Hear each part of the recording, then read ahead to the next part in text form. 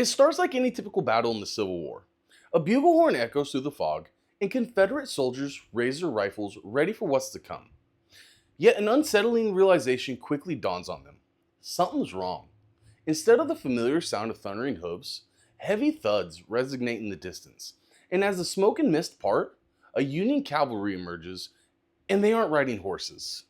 Panic grips the rebel ranks as they realize they're not up against an ordinary cavalry. The soldiers fire their weapons, but their 52 caliber mini rounds do little to deter their advancing foes. Towering beasts unlike anything the Confederates had ever encountered. This forces a chaotic retreat, but it's too late. Ivory tusks tear through flesh. Men stumble in their retreat, only to be crushed under the weight of 8,000 pounds of sheer might. From the backs of these moving fortresses, rifles rain down fire, picking off retreating soldiers as the Union army presses forward. The battle is decided, but the conflict rages on. The men cling to hope that victory could be theirs by Christmas, if only they had more war elephants. If President Lincoln had accepted an offer to deploy elephants into the Civil War, the outcome may have been very different. But instead, this unconventional strategy just remains a small footnote in history, lost amongst the chaos of a nation divided. Must stop the terror. Thank you. Now watch this drive.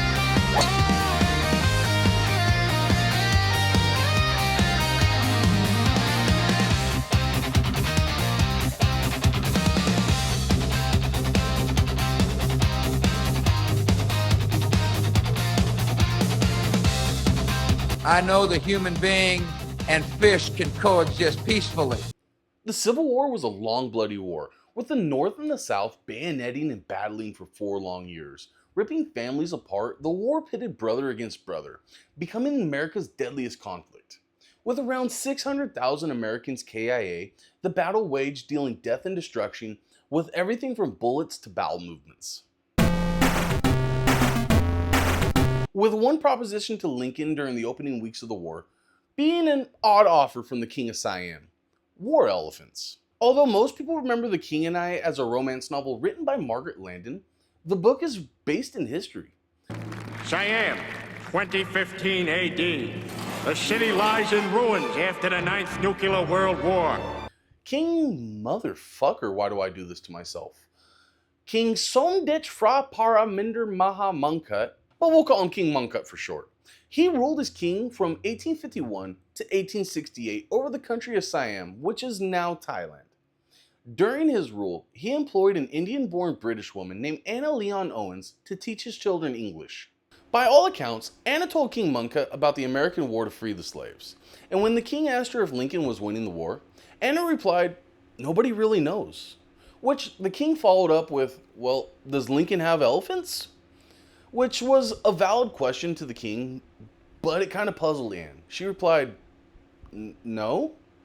King Mongkut responded, "Well, of course he's not winning. He doesn't have elephants." Let me explain.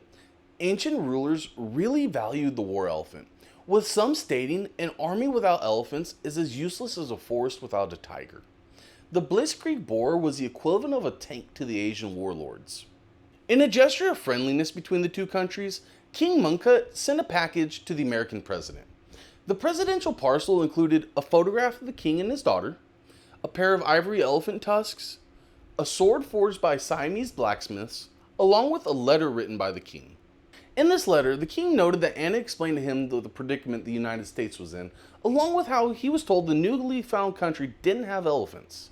The king of Siam figured if America could import camels, well then possibly he could do the same thing with the mammoth mastodons. He proposed several breeding pairs of Asian elephants be transplanted into America, being turned loose into the forest, with hopes that the modern mammoths would do the birds and the bees, subsequently turning a few individuals into large roaming herds. Which, to be honest, elephants would be extremely useful in taming unsettled territory. Being trucks with trunks, these bulls would easily bulldoze unclear vegetation, carving a path no horse and cart could otherwise pass.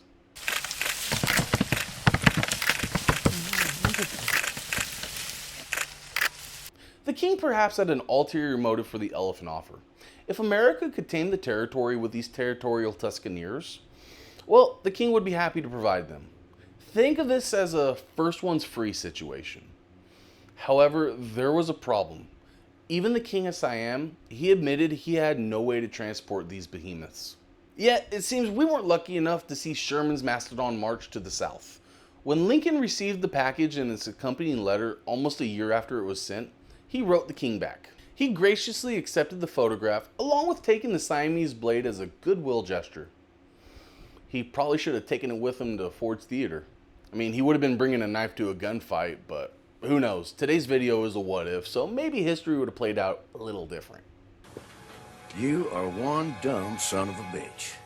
Bring a knife to a gunfight. Sadly, Lincoln declined the offer, explaining the climate of the United States does not favor the multiplication of the elephant. I call bullshit because the American South would be pretty damn close to the Asian elephant's natural habitat. It's hot, it's humid, with all the vegetation it could ever need. If you've been to Florida during the summer, you know exactly what I'm talking about. So yeah, I'm gonna call bullshit on Lincoln's excuse of why he didn't want to bless future generations with amazing artwork. For example, could you imagine the image of a drunken Ulysses S. Grant stumbling off his war elephant in front of Appomattox Courthouse to sign the treaty ending the war? What about cavalry elephants with Gatling guns attached to their backs like primitive Humvees? You know, I have one simple request, and that is to have sharks with frickin' laser beams attached to their heads. When you can only shoot 2 to 3 rounds per minute, nobody's holding the line when an 8,000-pound minivan charges. The whole course of the war would have been completely different if Lincoln had just said yes.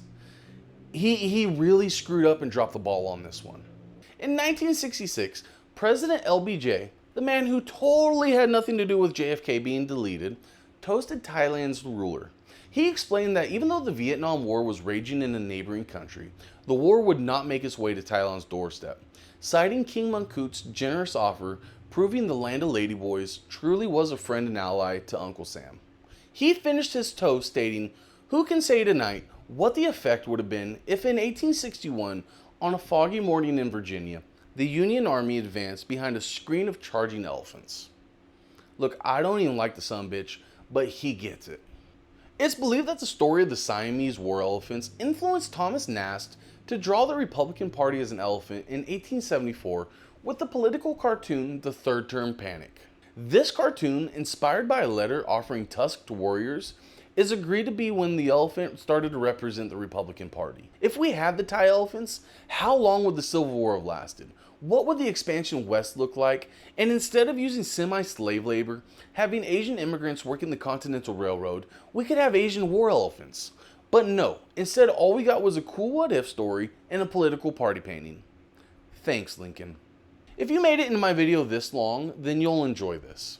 When you have a penny, a nickel, a dime, and a quarter all lined up, you'll notice something. They turned their backs on Lincoln, they turned him brown, and made him monetarily worthless. Now why is that? It's because we didn't get our fucking war elephants. If you enjoyed my video on long distance friendships, then please leave a like, comment, share, and subscribe. Your engagement is a tribute to the algorithm gods, and those gods help put my channel on the map. So, till next time, see you beautiful bastards in the next video. Must stop the terror. Thank you. Now watch this drive.